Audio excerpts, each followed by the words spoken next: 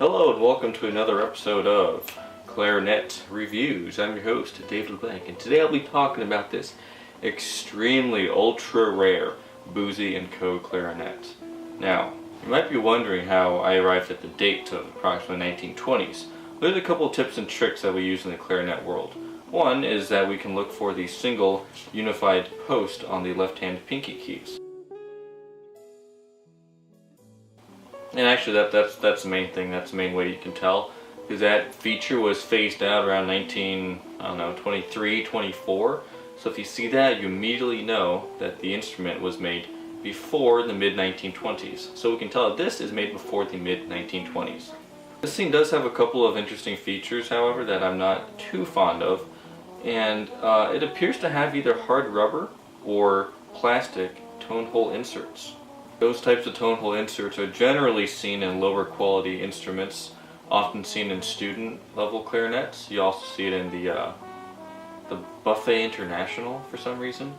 But that usually means that for some reason either the piece of wood wasn't big enough, or like diameter wasn't wide enough, or that they simply couldn't be bothered to accurately lathe out tone holes from the actual wood, or they were afraid of damaging the wood, so they basically milled it down into a divot and then made a separate tone hole insert that they then glue into that divot.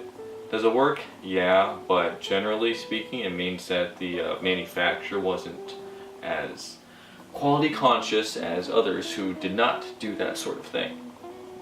An interesting thing about this clarinet is it actually includes the original mouthpiece. It's even serial numbered with a 25025, which you actually see on every single body section of this clarinet. You see that serial number on the bell, on the lower section, on the upper section, on the barrel, and even the mouthpiece. So this thing was made as a unified thing with a 25025 serial number across the board. If you take a look at the bell, you'll see some interesting features. It says, Boosey Co. London 25025, guaranteed British made, Copeland and Uper, sole agents, British Columbia. Now what this tells me is that this was made in Great Britain, England. Copeland and Uper, sole agents. This means that Copeland and Uper were probably the importers of this particular instrument or line of instruments. Copeland and Uper might have been a music store, or it might have been just a importing company. British Columbia at the end means that this was exported from England to British Columbia. So this tells us a lot about the history of the instrument. It says that it was guaranteed British made, it wasn't French or German, it was guaranteed to be made in Britain, then it was exported under the authority or supervision of Copeland and Uper to British Columbia. The upper section says the following. Trademark Boosey with the little trumpet on top. Boosey Co. Makers London 25025. And then IR inside a circle. Now Boosey Co. Makers London, this means that not only was it guaranteed British made, it's also made in London. So we know exactly where this was made, who it was exported or imported by, and where the destination market was. I'm not sure what the IR inside the circle is, but maybe somebody in the comments can tell me. A very interesting feature about this is the smooth metal rings across the body. Generally, these are textured somewhat. I'll show you an example. But these are very smooth. This is a feature common in modern day back-end instruments, and it's touted as like a feature to make it look more sleek. And I've never seen smooth metal rings on any clarinet ever, except any antique clarinet, that is, except for this one. So that's kind of cool. This instrument is unique because it has lots of metal lined inserts. Now I'll show you, it has metal in the top of the barrel is metal lined. Bottom of the barrel, in fact the entire barrel is metal lined on the inside, which is kind of interesting. The upper section is metal lined on the top. So that only extends until about the register hole. So it's not exactly a silver throat style clarinet where there's a metal sleeve all the way throughout, but the top section is reinforced in the inside with metal. The bottom socket is also metal lined up until the end of the socket, which is somewhat unusual, but it's very good for stability and strength. And the bell is also lined with metal inside up until the socket ends. So we have a lot of metal inside. I'm not sure if it makes much of a difference in sound. It could increase the weight slightly, but really not that much. A great question is whether or not the metal lining makes a difference in the sound. Well, for the bell, it wouldn't because it's just a socket. For the middle section, it wouldn't because it's just a socket. But the top and the barrel, since the barrel is lined in metal, it's going to produce a very tinny type of sound right from the get-go. And as well as the first initial 1.5 inches of body section is also metal lined. You're going to hear a very distinct kind of, not like a metallic sound really. Since the barrel is the first thing that the air passes through, this has a huge effect on the tone and sound of the instrument. So I'll play this a little bit with a Leggera 2.5. Now none of my mouthpieces actually fit this barrel. They're all too big. So I had to use the one that was made specifically for this instrument. And a traditional metal ligature is going to be too large as well. So I had to use a Rovner inverted ligature. So let's play up and down and hear how it sounds.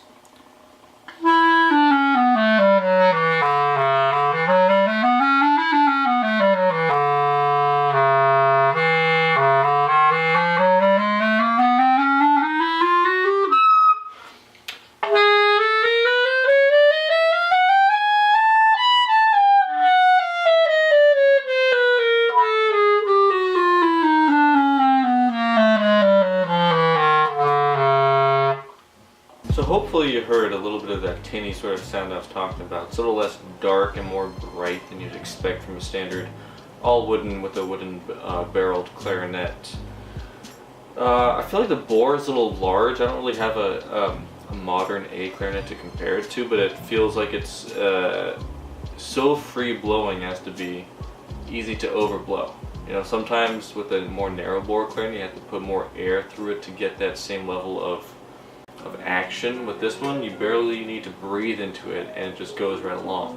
So it's a little weird to get used to. It might be due to the mouthpiece, or it might be due to the longer, maybe perhaps a wider bore, or maybe it's just because I'm not used to playing an A clarinet. Who knows? But yeah, it's definitely a unique instrument. It's one of the only ones I've seen like this that are you know, a early to mid 1920s Boosey Co export model A clarinet. These things are just incredibly rare. Approximate value of this is going to be about $750. That's how much I sold it for.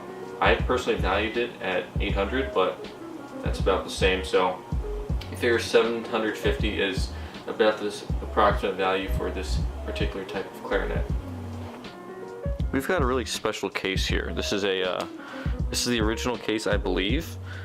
It's got these spring-loaded latches, very nice. It opens up to a gorgeous, absolutely gorgeous purple sort of interior.